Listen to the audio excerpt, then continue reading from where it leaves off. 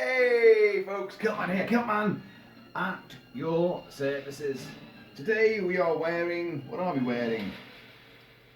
You know, sometimes I forget I've got so many kilts that I put a kilt on and I think, what the hell am I wearing there? And people stop me in the streets and they go, hiya Kilt-Man, oh what tartan's that?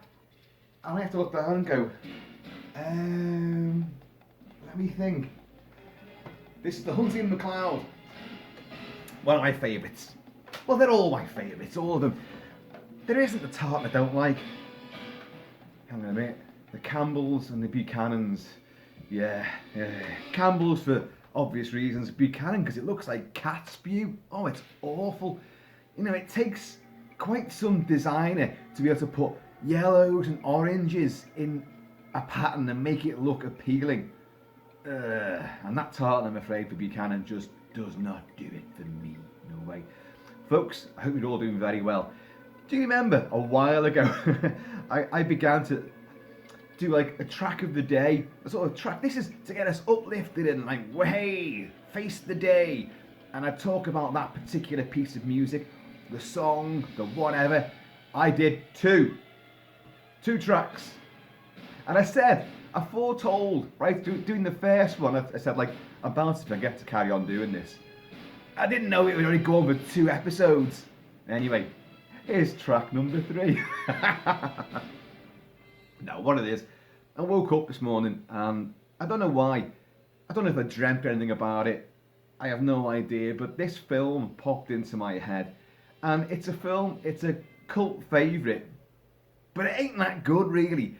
It's Dark Angel from 1990. Some of you may know it as I Come in Peace. Yeah, Dolph Lundgren, big, 6'99", Dolph Lundgren, and little 3'2" of Brian Benben go up against Matthias Hughes, who is this great big, huge, hulking, albino with hair like this, alien drug dealer who's come to Earth to extract some kind of drug which is deep within the human brain. So he manages to use this little spiky device into his victims. I come in peace. Before shish kebabbing their craniums and then extracting this drug. And he's been pursued by another alien, a dark-haired version of himself. And they've got special equipment and tools of intergalactic, drug dealing trade and intergalactic vice cop tools and weapons. And he manages to kill off the good alien, but not before he manages to pass on equipment to our heroes who are sort of uncovering this slew of murders where the victims are found with a puncture mark between the eyes and they're absolutely pumped full of heroin, because that's what he does. He puts heroin or some kind of drug. I can't remember now. I don't use drugs. I just drink whiskey. But he pumps drugs into them to make it easier to extract this, whatever. I don't know. And into the mix, you've got the attractive love interest of Betsy Brantley as well, I think. Anyway, this film just popped into my head this morning, and I was thinking, why? Now, it's one of those films that, if you're into your genre movies, people always say. I mean, I've had this exact conversation a surprising amount of times. Oh, do you like Dark Angel? Or the ones who know go, it's called I Come in Peace, really. And I go, yeah. Dolph Lundgren, oh, no one's ever heard of it. I said, well, I've heard of it, yeah, I remember it. Came out in 1990, had a name change and all that. And it was quite big, touted quite big in the sort of home video sort of press in the UK. Got a very spotty theatrical release. I don't know anyone that saw it theatrically, as it happens, but when it came out on video, it kind of cleaned up. So I go, yeah, I know it, yeah. I got Fangoria and Starburst at the time, so yeah, I knew all about this movie coming out. Yeah. Oh, I think it's great, but no one's ever heard of it. Oh, well, that's funny, because you're the 10th person to have asked me today about this. And they'd all heard of it. But watching it again, it's out on Blue, and watching it again, and I haven't watched it recently, but when it came out on Blue, I bought it. I thought, oh yeah, I love this. And I thought, you know what? I don't love it. It's only got a couple of actually any good action sequences in it. Dolph is great, but he's a big, stupid, lumbering hulk. Brian Benben, who's a comedy actor anyway, he's actually pretty good in it. But the film trades totally off Predator 2, big, beefy, macho cop fighting intergalactic terrorist, alien, hunter, killer, badass.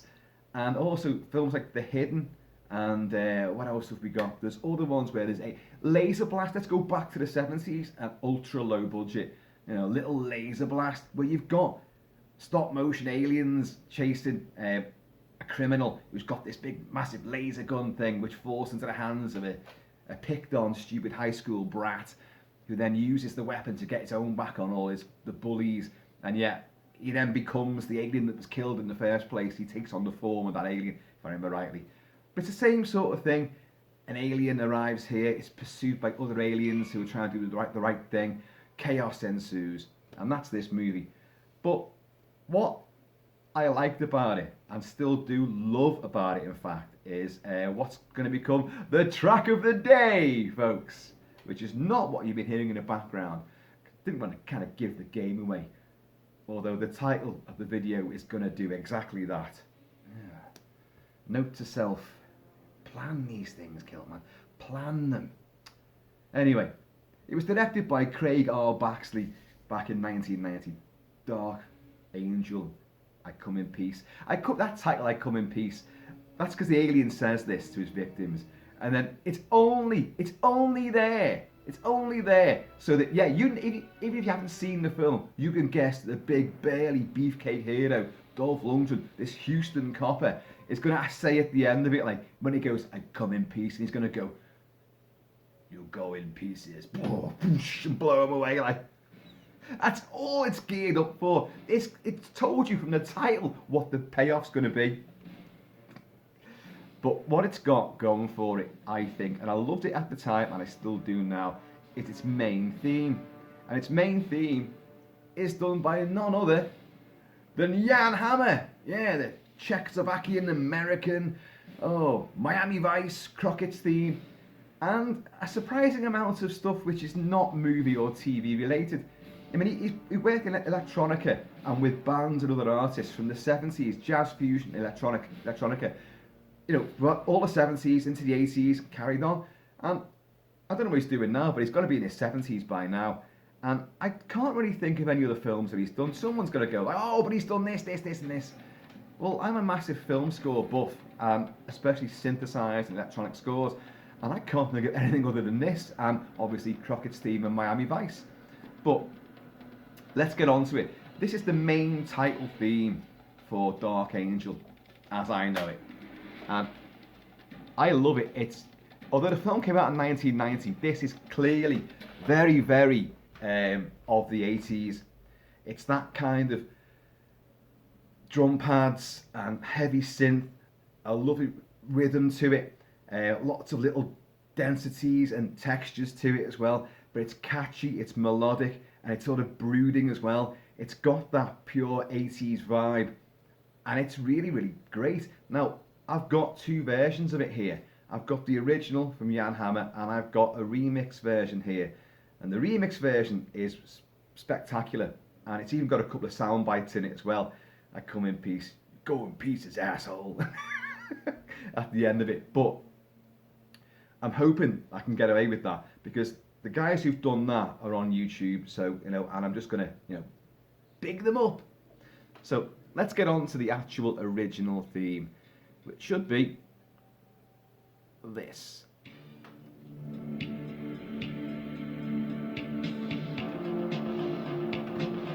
No whiskey.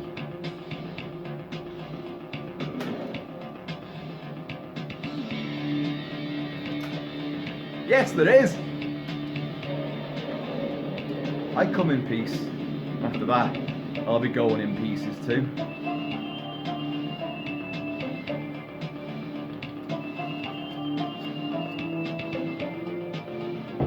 It's the main theme, and it plays over a heist. Dolph Lundgren's character and his partner, who gets killed, of course, are tracking down a particular gang who are performing this huge heist, a high-tech heist, high-tech for the 90s, and this big break-in, and this whole theme is structured around that break-in.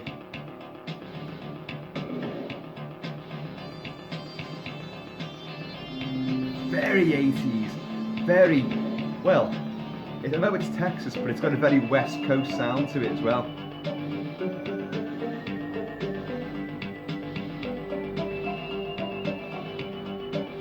There's a lovely sort of waterphone vibe to that.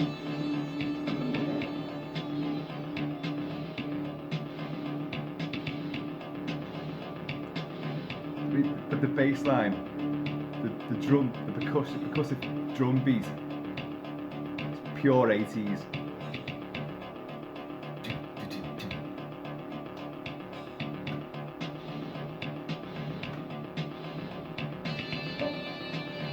But this, there's an earnest quality to that.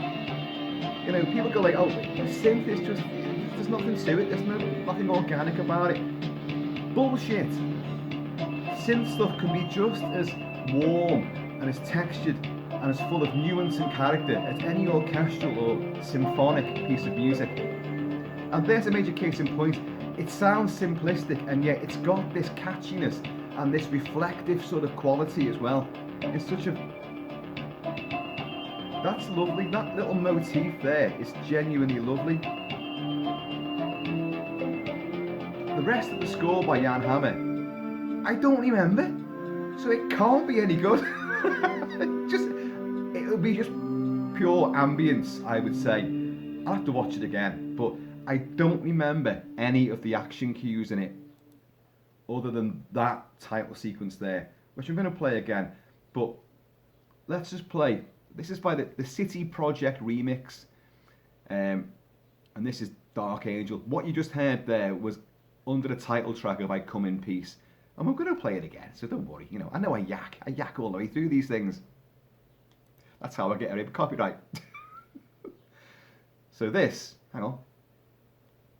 This has got a couple of sound bites starting at the end of it, and it's the theme you've just heard, but they have emphasised it, and it does sound crisper, sharper, a bit more indelible. It's got a much more brighter sort of aspect to it. It's heavier, it's more crystalline. So play it, Kilt-Man, and shut up. Why won't you play? So this is the remix version from City Project.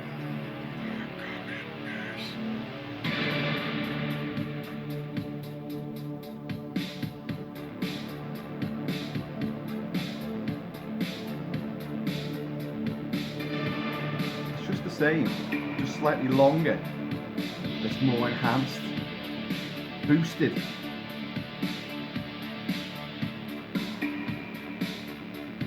And they did this a good few years ago now as well, because I've had this for a while.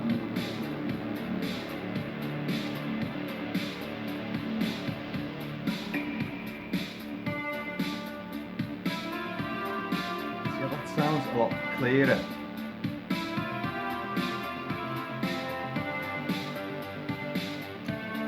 Same notes, same beat, but it's rounder, it's broader.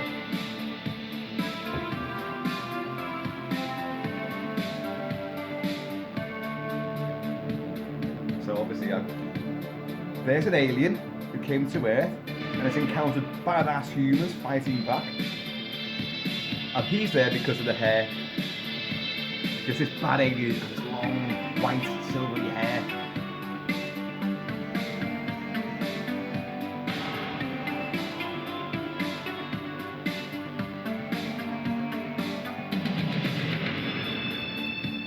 Again, there's no getting around the fact that this is a very 80s fusion taking place, although it's been revamped.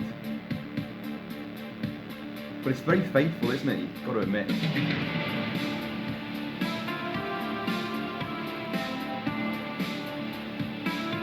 That's an earworm, that, isn't it?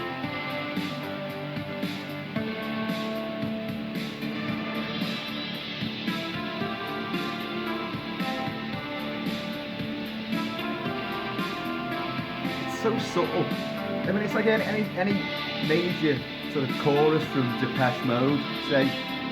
It's just a subtle change as the progression goes on. And yet it feels so earnest and powerful at the same time. For something so simple.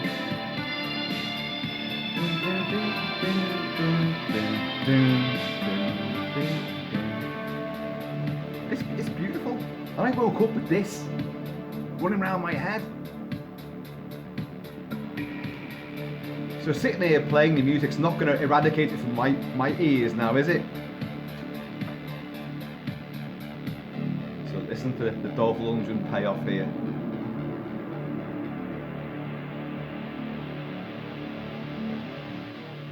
You go in pieces, asshole.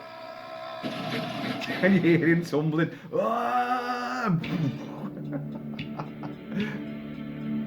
So here's the original again.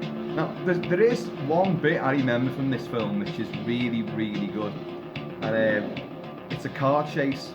You've got Dolph Lundgren and Brian Benben being pursued by this guy. And if I remember right, I think they shoot at him, chasing them, and his car crashes. And in one great take, as they pull up and look, and the car's gone, boom! Just a complete conflagration, just engulfed in flames.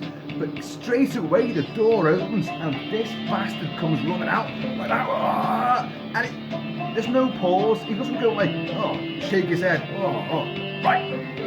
No A-team sort of, oh, right, I've been hit by a fucking cabbage in the face by a fruit stall mortar grenade that the A-team always did. He just gets out the car, like he's not phased at all, and you go, oh shit. Fucking legging it.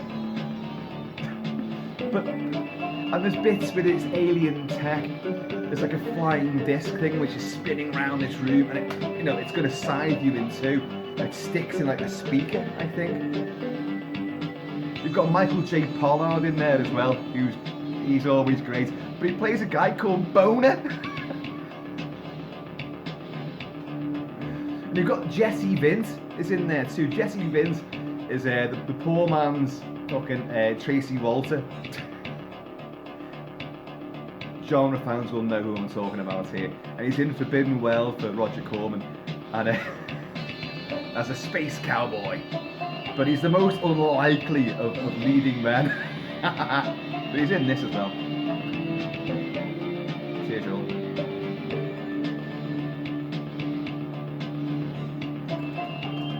Jan Hammer. I know you all probably love Crockett Steve. I do. And the whole Miami Vice Vogue.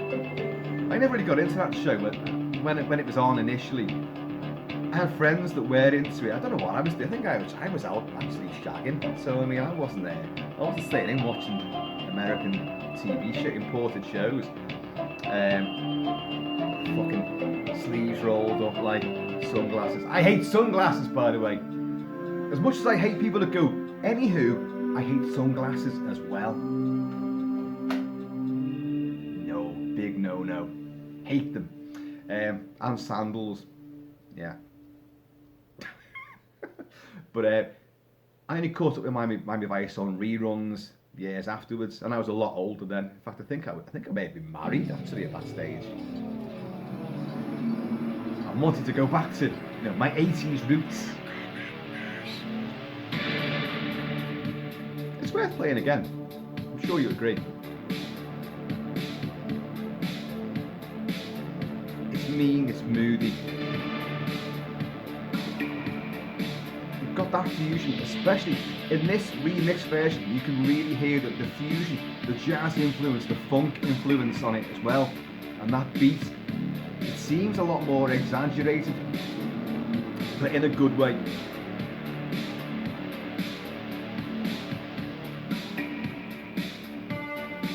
You don't get many films set in Houston, do you? Every time I hear the name Houston, I always think of Rollerball, Jonathan E. James Caan's Rollerball team, who were the Energy team, Energy Corporation, but they're Houston.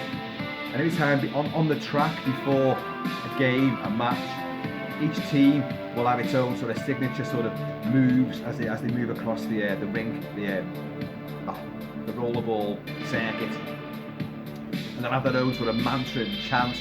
But Houston, they just form a line in their orange jerseys, James Caan at the head, single file line, and they just literally just skate like that, and they go, Houston, Houston. So every time I think of Houston, I can't help but think of James Caan. and the colour orange and spiky gloves.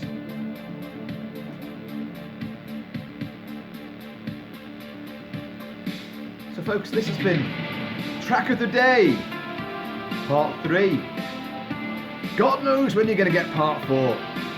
Don't hold your breath. Got another box to open up for you later. It's the box I didn't open yesterday because I forgot the Liverpool game was on last night. Playing Man U. Oh, we stuffed them. Yeah, we stuffed you, Man U. Here's your eats. So that's why I didn't get around to opening that box. It's here though, folks. You're going to see that soon enough. And the contents therein. Is that a bit loud? I can live with it.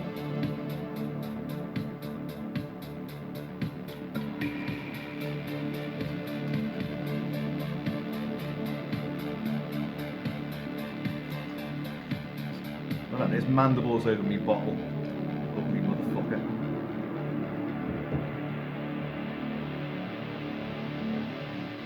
You go in pieces, asshole. Folks, I have been and always shall be Kilt-Man at your services. If there's tracks you want me to play or discuss and give a kilted perspective upon, please let me know. Can't guarantee I can play them. Can't guarantee I've got them. And once I do, if I have got it and I play it, I can't guarantee it's going to stay on YouTube. There is a certain 4 countries where my videos are almost always blocked because of music copyright. But they're countries we don't give a fuck about, so I ain't going to name them. But they're not round here, put it that way. Anyway, folks, please keep it Celtic, keep it Celtic. Be happy.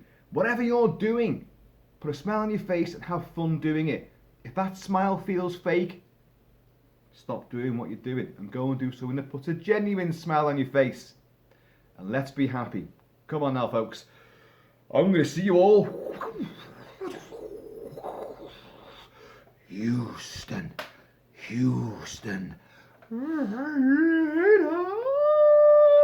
As I come in peace. As if.